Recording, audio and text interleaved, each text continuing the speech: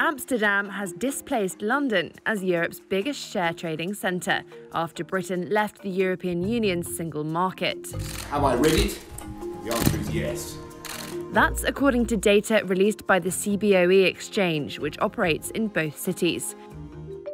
Take a look at January 2021. Stock exchanges in the Dutch capital traded $11.15 billion a day, compared to London's $10.4 billion.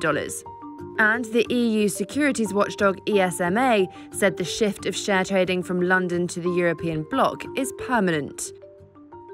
So, how come all the shares, swaps and SPACs are heading for the Dutch capital, rather than Paris or Frankfurt? Reuters capital markets correspondent Abhinav Ramnarayan. Well, first of all, the soft factors. English is spoken widely in Amsterdam. A lot of the documentation can be done in Amsterdam. And also, there are also sort of cultural factors. Amsterdam was a trading powerhouse back in the day, and maybe they have the right sort of culture for this kind of thing. And finally, you have corporate governance standards in Amsterdam, which are generally considered quite flexible. So it's quite easy for a company to list in Amsterdam and meet the requirements of the regulators in the Netherlands. We've already had one major international IPO in Amsterdam, and the pipeline suggests that there are going to be several more that are going to Amsterdam, whereas in the past, they may have come to London. While it certainly looks promising for the Dutch capital, home to the world's oldest stock exchange, not all businesses are sold on going Dutch.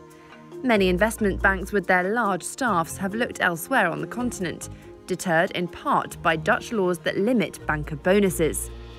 Some senior bankers also don't believe the recent shift in share and derivatives trading threatens London.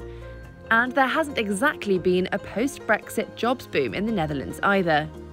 Only 1,000 new jobs have been created in Amsterdam since Brexit, and that may sound like a lot, but when you look at sort of 500,000 people who are employed in financial services in London, it's a small fraction of the total number of jobs that could move there. We will have to see how it plays out over several years, and we also can't write London off just yet. We don't know in the long term what the terms of agreement are. We know what the terms are now between the UK and the EU, but that could change, and London could actually claw back some business, and it could sort of remain a financial hub in Europe.